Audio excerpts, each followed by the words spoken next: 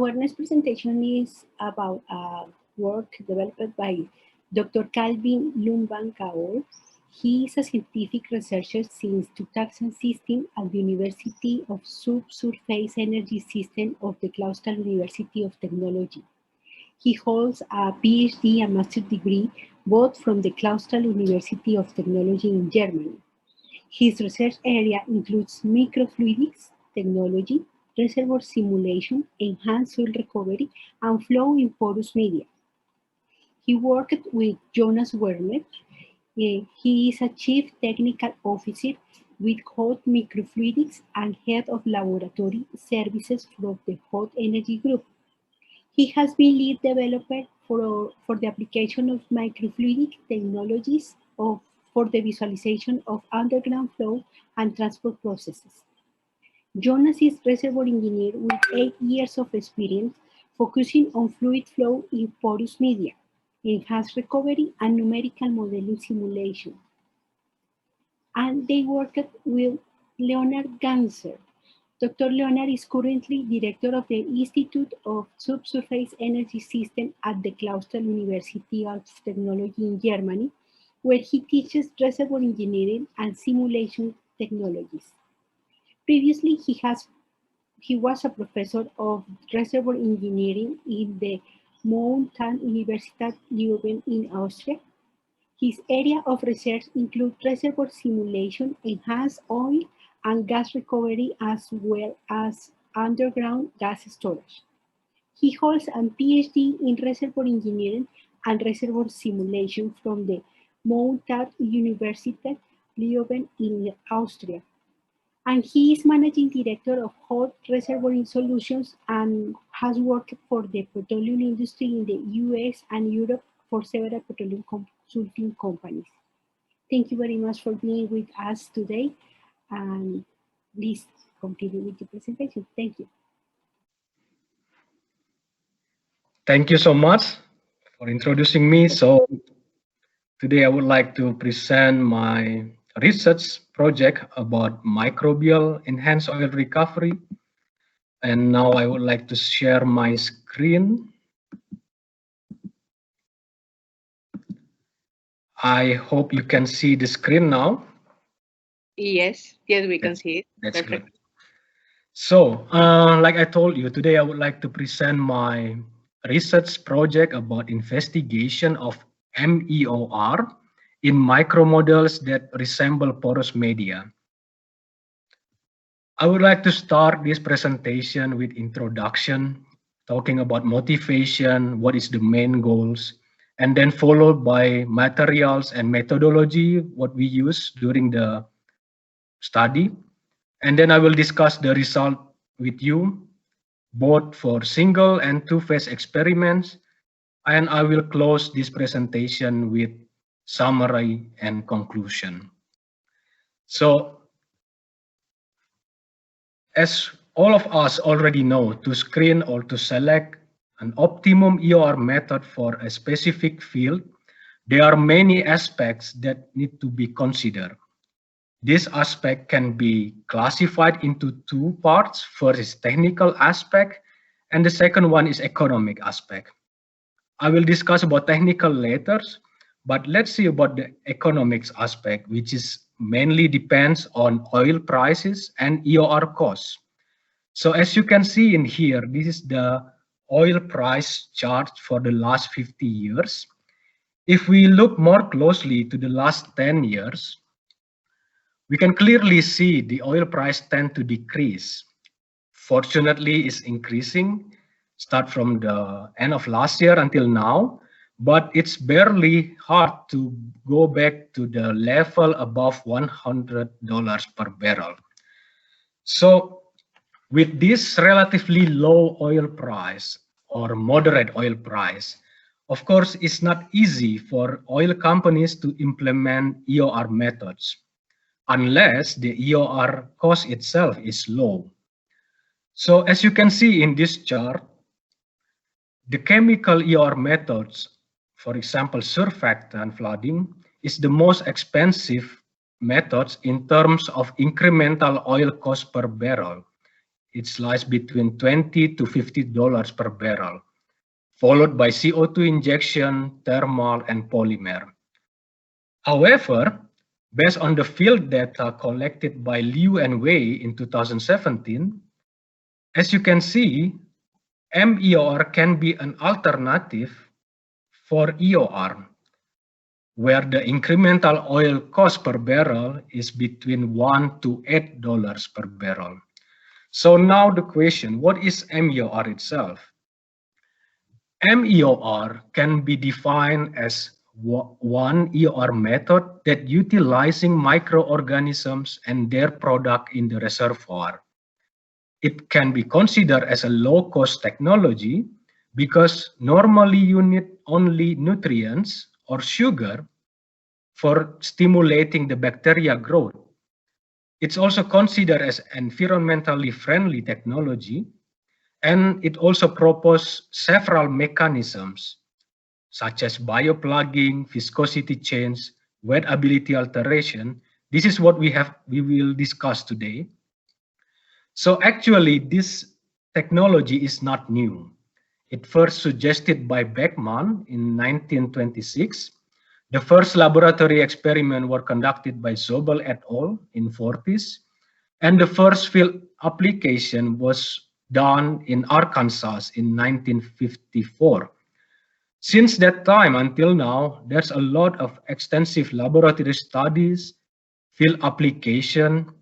However, most of the studies mainly perform in core plug or sandbag. So the results were good. However, for us, it still remains a black box because we cannot see whatever process occurs inside the porous media. That's why in this study, we propose to use microfluidics technology, where microfluidics itself can be defined as a science or technology that process or manipulate small amounts of fluids using channel with dimension 10 to 100 micrometers. It offers several advantages such as small fluid volumes required. We have flexibility to design the structure. It's reproducible and cost efficient. And for this particular project, the most important advantages is visualization access. So we can see clearly how the bacteria grow, how the bacteria transport. So in TU Clausthal, Germany, we have established microfluidics laboratories since 10 years ago. We have investigated several EOR applications such as alkaline, surfactant, polymer EOR, foam EOR, and of course, MEOR itself. So the main goals of this study, basically, first, we want to visualize of bacteria growth, biomass, to evaluate the bioplugging effect in the porous media. We also want to investigate the production gas by bacteria. This is needed to evaluate the oil viscosity reduction. And of course, we want to see the effect of porous media wettability. And at the end, we want to see what is the effect of these mechanisms to the additional oil recovery factor. So as you can see in here, the project was done 4 years ago. We started in 2017 and finished last year, actually, in 2020. So the reservoir fluid used in this experiment basically from a German oil field, which is screened for MEOR full field application, including brine and crude oil. The brine itself, as you can see in this table, is a high salinity water, which has salinity around 180 grams per liter. And as you can see in this top image, the reservoir brine itself consists of several bacteria families. And it's dominated by two big families. First is the halobacteria, and the second one is the anaerobic bacteria. And to stimulate the bacteria growth, we use nutrients, which is mainly consists of sucrose, which is sugar, and then 18% of yeast extract. And we add a little bit of molybdate. This is to mitigate the H2S formation. So the bottom image is basically the batch experiment. In the middle of this image, this is the original reservoir brine, as you can see, is clear. And this is the nutrient itself, the sugar. And then by mixing these two, directly after mixing, the image of the bottle is like this. So we keep it in the nitrogen atmospheric condition. And then if we let this bacteria grow, after 10 days, what we will see is like this. We can clearly see the solution become cloudy. It means that the bacteria have grown. So the question now, this is of course in the bottle, in the batch experiment. The question now how it looks like in the porous media. So in this study, we use two different micromodels, which is glass, silicon, glass micromodels. First is what we call artificial structure. As you can see in the top image, the grain shape is circular. And the second one is real structure micromodels. During this project, we have developed new algorithm to construct a new micromodels based on microcity image of Benheimer core plug. So this algorithm help us to design the pore structure. So at the end, the rock properties of micromodels similar to the properties of Benheimer core plug. Sorry. Including porosity, permeability, tortuosity, and also pore and grain size distribution. So I need to mention also the main difference of these two micromodels. First is the permeability. The permeability of the artificial structure is around 13 Darcy. The permeability of the real structure micromodel is around 2 Darcy. And also the mean pore size for the artificial structure is around 180 micrometer. And then for real structure is only 30 micrometer. I also need to mention that to evaluate the bioplugging effect, we designed the micromodel to be heterogeneous micromodel. It means that there is a high permeability zone in the middle and low permeability zone at the edges of the micromodels. So now I want to show you the video of typical water flooding in real structure micromodel. The blue color indicating brines and then the green colors indicating oil. As you can see in these videos, after breakthrough and also after injecting several PV, several pore volume of water, we can clearly see most of the oil was produced from the high permeability zone. At the end, we can clearly see most of the remaining oil is located in these low permeability zones. So the idea or the goals of this project, also this study, we want to see how if we can plug this high permeability zone, and then at the end we can produce the low permeability, the oil from low permeability zones. So the experimental setup itself basically consists of three main systems. First, what we call fluid handling system, including all the bottles, pumps, the tubing, pressure sensor, and then the effluent. And the second system, what we call micromodel system, consists of the micromodel itself, and also we develop an integrated micromodel holder, so we can maintain the temperature, the constant temperature during the long period of experiment. So the third main system basically is image acquisition system. In this study, we use microscope with objective up to 40 times magnification. I also want to emphasize in here the challenge was to establish anaerobic condition. It means that I need to make the setup completely free from oxygen because our bacteria is anaerobic bacteria. And also I need to sterilize the setup before doing the experiment because we doesn't want to have a contamination in our experimental setup.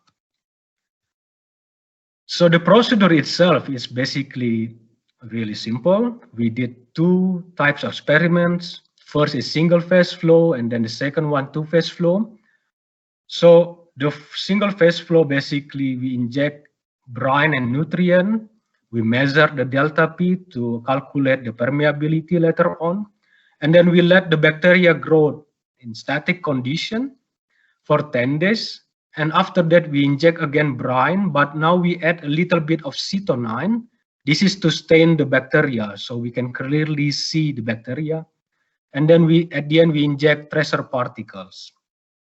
For the two-phase flow, we inject first, of course, oil to initialize the micromodel. And then we do secondary flood. We inject brine and nutrient to reach remaining oil. And then again, we let the bacteria grow for 10 days. And then we inject again brine and nutrient at the same injection rate. And then at the end, we increase the injection rate during bump rates to reach the residual oil saturation. So for both single and two-phase flooding experiment, basically we did two types of experiment. First, MEOR case, where the brine consists of bacteria. To have a comparison, we do benchmark case, where we use the similar brine, but without bacteria. So now let's see the result. What I show you now is the video of micromodels during static incubation. Of course, this is in single phase flooding experiments. So I take a videos every day. And as you can see that the bacteria grow from day 1, day 3, day 6, and until the end of day 10. So this is basically the image of the micromodel. So imagine this is the micromodel itself. So we have several investigation points. So every hours, every day by day for 10 days, we take the image and then take the videos. As you can see also in this location, we can clearly see that in the first day, we can hardly see the bacteria, of course, because the concentration is still low in the first day. And then it start growing, and then agglomerate and develop a biofilm at the 10th day. So we also develop an image processing tool to estimate the bacteria concentration in these pores.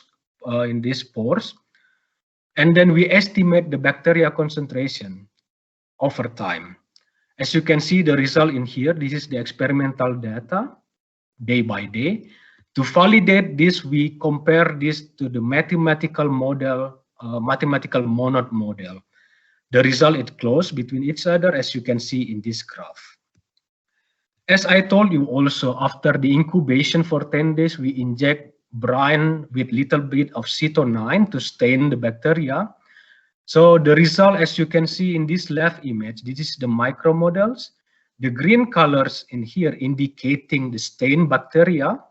So if I zoom in close to the inlet, you can clearly see during the injection of cetonine with brine, some of the bacteria get transported, as indicating here in the red line, and some of the bacteria attach to the micromodel surface. So again, using image processing tool, we could estimate how many bacteria cells in this image.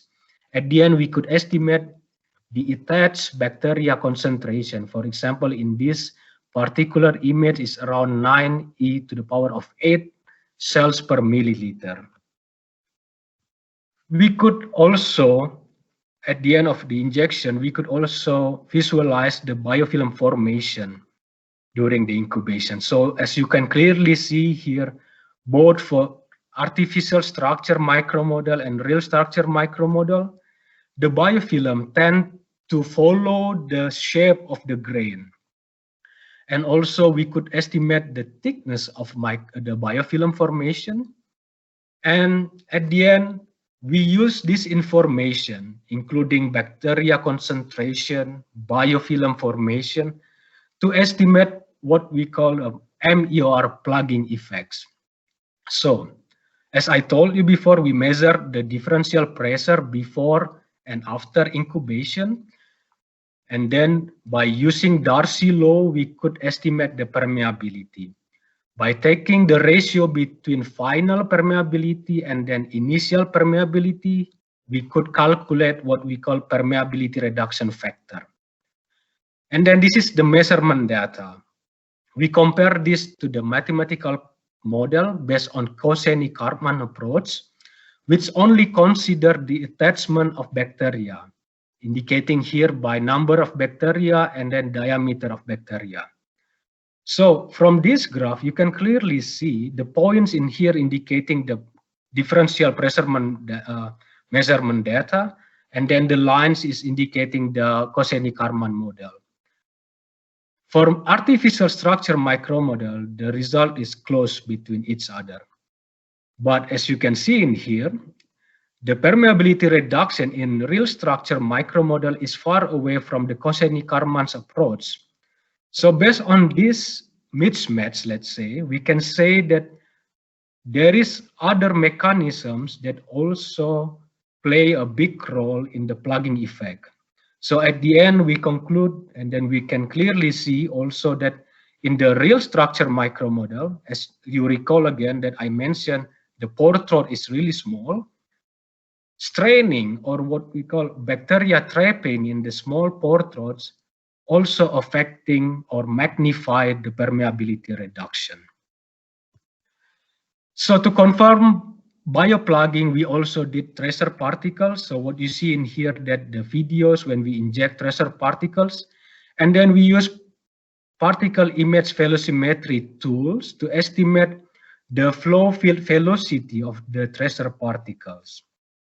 So as I told you, we did benchmark and MEOR case, benchmark without bacteria, MEOR case with bacteria. We found that due to the bioplugging in the main diagonal of micromodel, we found that the velocity of tracer particles decrease. At the same time, the velocity increase at the corners of the micromodel.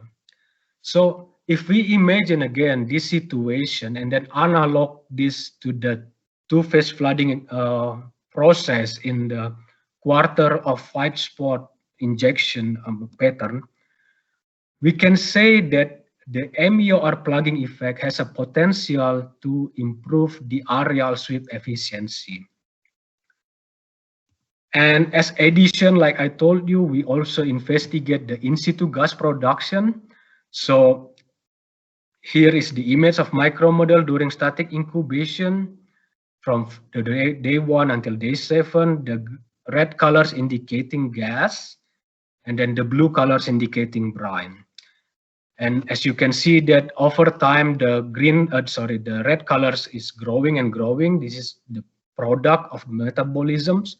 At the end, we estimate during the metabolism, the bacteria produce up to 11 micromole of CO2 per milliliter of culture.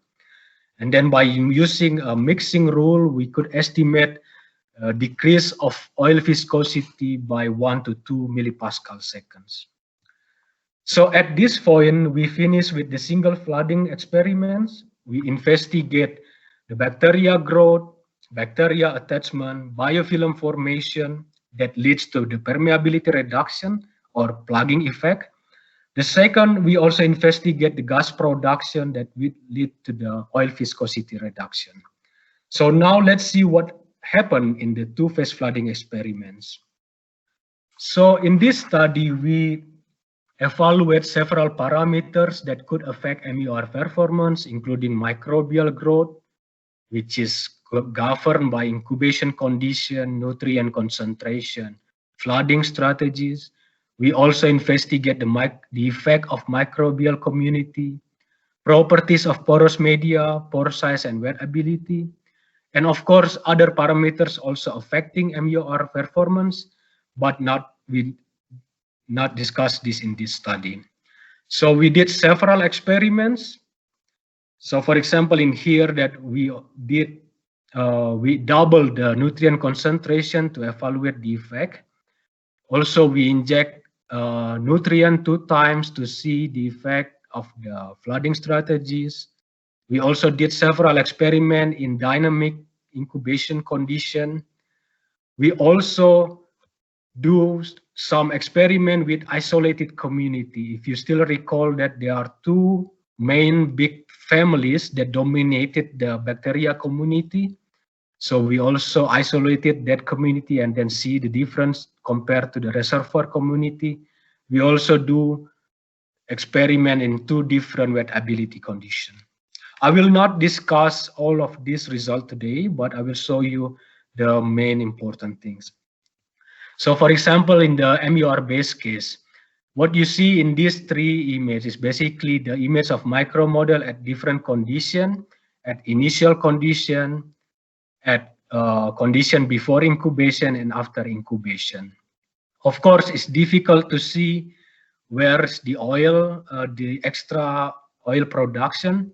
So what I did, I discretized this image into the like a simulation model, 9x50 cells, grid cells. And what you see in here, basically the production oil saturation. So as you can clearly see, before the incubation, we displace a lot of oil from the high permeability zones.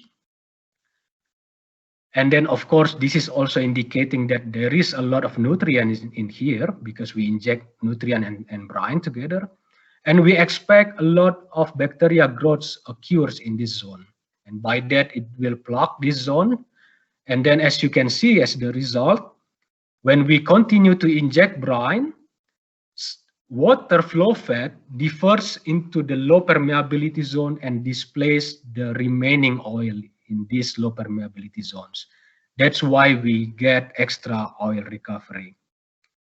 And we also did, we increased the nutrient concentration, for example, and we can clearly see that we get better bacteria growth compared to the first experiment. And this better bacteria growth leads to better oil recovery factor. So this is the comparisons between the low nutrient concentration and high nutrient concentration. As you can clearly see, after the incubation, we could recover an extra oil recovery around 4%. So this is indicating by also we get higher increase of delta P after incubation. It means that we get better bioplugging effect. And as you can see in the right image, this is the local recovery factor between in the three zones, low permeability, high permeability, and low permeability. So we can clearly see after the incubation, most of the oil coming from the low permeability zones, not from high permeability zones. At the end, we finish all the experiments from E1 until E6. We know all the parameters. And then we can clearly see the strong relation between bacteria growth and then the additional recovery factor.